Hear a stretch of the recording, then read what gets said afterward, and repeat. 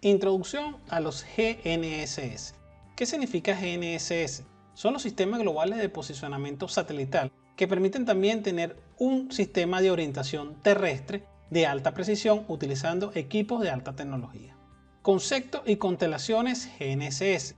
El sistema global por satélite, o en este caso GNSS, es una agrupación de constelaciones de satélite, grupos de satélite, que orbitan alrededor de la Tierra transmitiendo rangos de señales para conocer con exactitud las coordenadas geográficas de cualquier punto sobre la superficie de la Tierra, ya sea que en este caso el receptor esté ubicado en la tierra, mar o aire. De la misma manera poder percibir en este caso la señal o el impulso que es emitido por cada uno de estos satélites en un rango de longitud específica, y en la misma el aparato tiene la capacidad de transformar entonces los tiempos de recepción de dicha señal en coordenadas para dar ubicación y posición a los objetos. Como podemos ver, en este caso son una constelación de satélites que conforme a la rotación de la Tierra, las mismas van a tener entonces una ubicación y una recepción específica distinta. En lo sucesivo, para aplicar en este caso a lo que sería una constelación, es necesario que en el segmento terreno o en el terreno exista otro equipo que pueda medir y decodificar la señal que está siendo registrada, en este caso por cada uno de los satélites. Se necesitan aproximadamente entre 3 y 4 satélites para poder convertir esa información en una posición.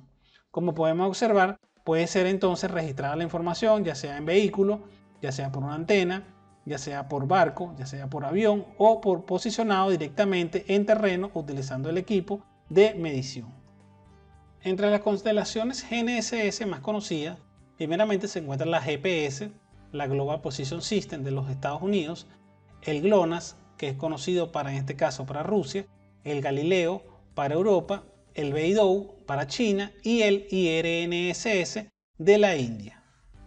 Entonces, la base principal de estas constelaciones GNSS se determina a partir de que los sistemas, en este caso, orbitan alrededor del planeta a una altura aproximadamente o por encima de los 20.000 kilómetros aproximadamente.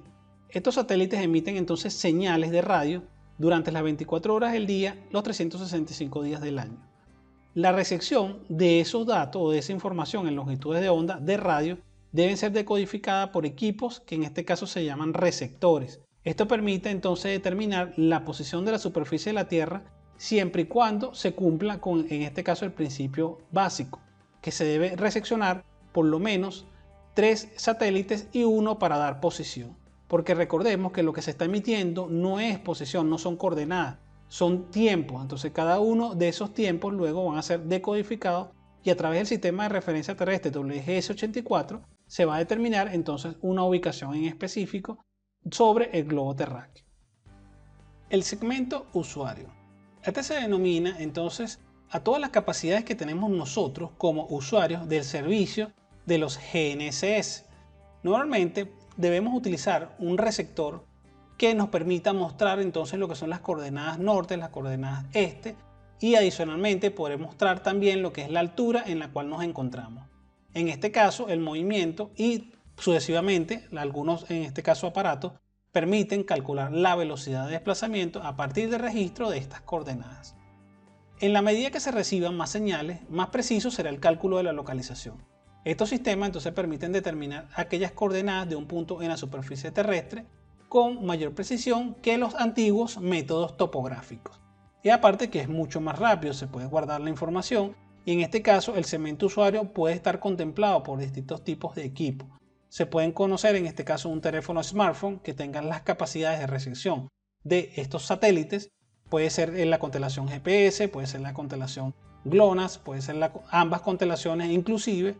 Y tenemos también equipos como los navegadores que en este caso también permiten mostrar las coordenadas y en lo sucesivo colocar mapas base para así darnos entonces una mejor referencia contextual de dónde estamos ubicados. Y también existen entonces aquellos equipos de mediciones topográficas geodésicas de mayor precisión en las cuales se puede entonces determinar una posición mucho más exacta que pueden estar en el rango aproximadamente entre 0.5 centímetros y 20 milímetros. En este caso se utilizan métodos mucho más avanzados para poder lograr estas posiciones de mayor exactitud. Cuando se habla de GNSS también se tiene que entonces determinar qué tipo de instrumento va a ser utilizado y a partir del tipo de instrumento vamos a obtener entonces una posición mucho más precisa de nuestras coordenadas. En el primer caso tenemos lo que se denominan los navegadores, y este tipo de receptores obtienen coordenadas de posiciones absolutas con un punto respecto a un sistema de referencia fijado, que normalmente o eventualmente se utiliza el WGS 1984. La precisión obtenida normalmente por estos tipos de equipos rondan entre los 5 y 10 metros de errores radiales. Es bastante grande porque ya solamente lo que se quiere tener es una ubicación, una posición relativa en donde nos encontramos.